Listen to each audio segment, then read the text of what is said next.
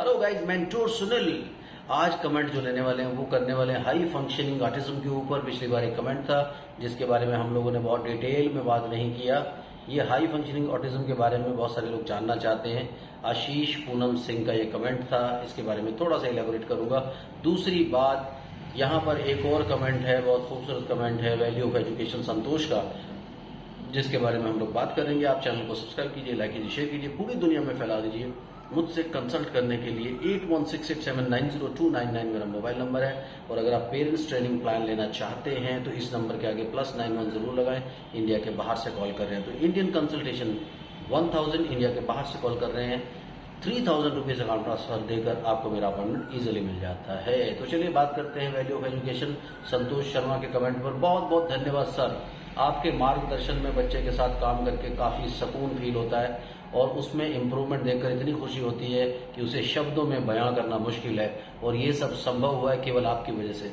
मुझे पूरी तरह से विश्वास लगने लगा कि अब मैं बच्चे को जुलाई महीने से स्कूल भी भेजने लगूंगा।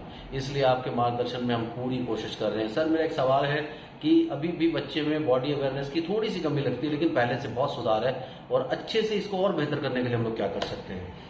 संतोष, तुमने जितना काम किया और क्रेडिट मुझे मिल रहा है, यू आर वेरी डेडिकेटेड। मैंने देखा है तुम्हारी परफॉर्मेंस को, तुम्हें बच्चे को जिस तरीके से तुम प्रैक्टिस करवाते हो, जितना डेडिकेशन के साथ तुम लगे हो, फिर अपने ब्रेन को भी यूज करते हो इनसाइट लेने के बाद। ऐसा बच्चा कोई नहीं होगा जो ठीक नहीं हो अगर आप जैसा पेरेंट है और आपकी तरह डेडिकेशन के साथ कोई प्रैक्टिस करता है। पूरा क्रेडिट आपको जाता है। मैं 1% क्रेडिट लूंगा, 99% ही आप ही की तरफ है, क्योंकि मेरी सिर्फ गाइडेंस थी। और अभी आपने लिखा कि बॉडी अवेयरनेस में थोड़ी सी कमी है, इसमें पहले से सुधार हुआ है। अच्छे से और बेहतर करने के लिए क्या करना होगा? जो मैं आपको प्लान दे रहा हूँ ये होलिस्टिक प्लान है। बस आप ये प्रैक्टिस कीजिए, अलग से आपको कुछ सोचने की जरूरत नहीं पड़ेगी और ऑटोमेटिकली सब चीजें ठीक होंगी। दूसरा कमेंट हम लोगों ने आशीष पूनम सिंह का लिया था, जिसमें हमने हाई फंक्शनिंग ऑटिज्म के बारे में बात की थी। हाई फंक्शनिंग ऑटिज्म का क्या मतलब होता है? कुछ फंक्शंस होते हैं नॉर्मल फंक्शन, जैसे आप बच्चों से सवाल करते हैं, जवाब करते हैं, बच्चे सवाल जवाब देते हैं। कुछ हाई फंक्शनिंग में आते हैं जहां आपको लॉजिकल थिंकिंग की, अंडरस्टैंडिंग की, रीजनिंग की, कॉम्प्रिहेंशन की जरूरत पड़ती है। तो वो सारे के सारे फंक्शंस जो है हाई फंक्शन में आते हैं। जैसे लॉजिकल थिंकिंग हो गया कि आप सोच करके कुछ प्रॉब्लम को सॉल्व कर रहे हैं।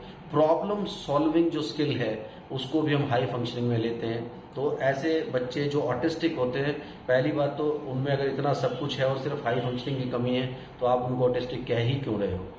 सो हाई फंक्शनिंग ऑटिज्म मेरे हिसाब से टर्म थोड़ा सा डिफरेंट है, लेकिन हाँ चलिए, वर्ल्ड के हिसाब से मैं एक्सप्लेन कर रहा हूँ इसको और कर चुका हूँ। इसमें आप लॉजिकल थिंकिंग की बात करते हैं कि जिन बच्चों में लॉजिकल थिंकिंग नहीं होती, अंडरस्टैंडिंग प्रॉपर नहीं होती, कॉम्प्रिहेंड नहीं कर पाते, सोच करके दिमाग लगा के चीजों का जवाब नहीं दे पाते, वो सारी हाई फंक्शनिंग में आती है। यानी हायर फंक्शंस जो नहीं हो जिन बच्चों में, उनमें ये हाई फंक्शनिंग ऑटिज्म होता है।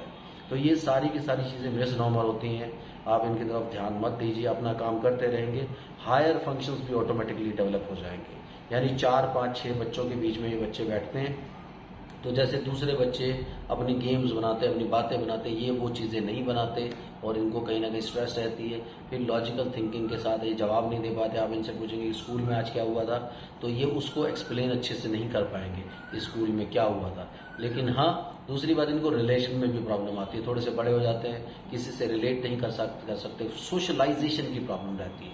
तो ये सारी प्रॉब्लम जो है हाई फंक्शनिंग ऑटिज्म में होती है। बेसिकली लॉजिकल थिंकिंग, अंडरस्टैंडिंग करके चीज़ों को बोलना, कॉम्प्रिहेंड करना और सोशलाइज करना इनके लिए मुश्किल होता है। बाकी सब चीज़ें इनकी बहुत अच्छी लगती हैं, स्टडीज़ में भी अच्छा परफॉर्म करते हैं, सब चीज़ें अच्छी होती है।